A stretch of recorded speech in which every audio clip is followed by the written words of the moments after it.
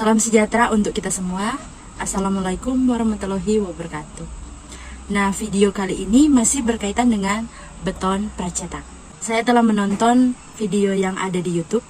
Video tersebut adalah video webinar yang berjudul Sambungan Struktur Beton Pracetak pada Bangunan Gedung.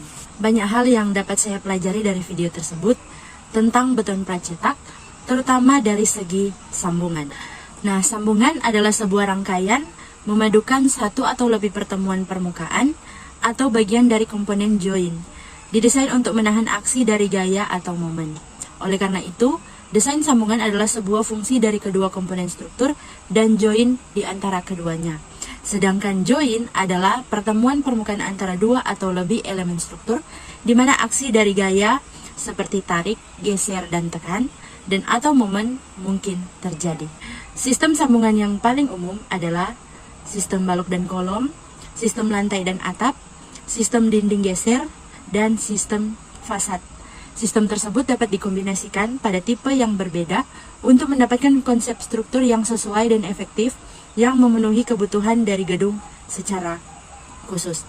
Nah, yang paling umum yang dijumpai di lapangan yaitu sistem balok dan kolom. Terdiri dari balok dan kolom dalam portal rangka dengan sambungan balok ke kolom, balok ke balok, kolom ke kolom, dan kolom ke fondasi. Sambungan pada elemen pracetak dapat direncanakan dalam dua kategori menurut SNI 7833 tahun 2012, yaitu yang pertama sambungan kuat. Bila lele lentur direncanakan terjadi di luar sambungan. Artinya apabila ada beban yang besar dari luar, kerusakan akan bergeser ke bagian yang lain. Yang kedua, sambungan ductile. Bila lele lentur diharapkan terjadi pada daerah sambungan.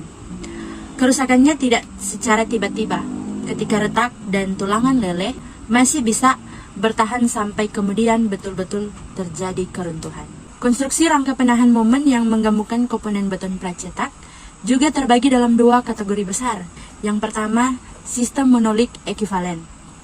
Untuk sambungan kuat dengan duktilitas terbatas, dirancang cukup kuat agar sambungan tetap berada pada kisaran elastis saat bangunan memberikan duktilitas yang dibutuhkan oleh gempa, sehingga lele terjadi di tempat lain dalam struktur.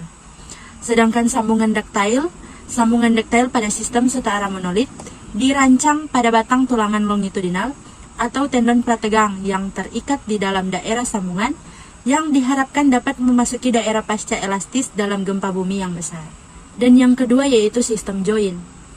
Untuk sambungan duktilitas terbatas, biasanya sambungan kering yang terbentuk dengan mengelas atau membaut tulangan atau pelat atau penyisipan baja dan grouting. Sedangkan sambungan ductile umumnya merupakan sambungan kering dengan tendon prategang tidak terlekat yang digunakan untuk menghubungkan komponen beton pracetak. Society for Studies on the Use of Precast Concrete, Netherlands atau STUPRE mempublikasikan berbagai detail sambungan komponen struktur beton pracetak yang terangkum dalam Structural Design Manual, Precast Concrete Connection Detail. Kita bisa lihat gambar yang ada di layar. Di sana terlihat ada sambungan kolom dengan kolom dan juga sambungan balok dengan balok. Ada tiga sistem utama yang digunakan secara luas pada penyambungan konstruksi beton bertulang pracetak penahan momen di New Zealand. Kita bisa lihat yang pertama, sistem precast beam units between columns. Yang kedua, precast beams unit stroke columns.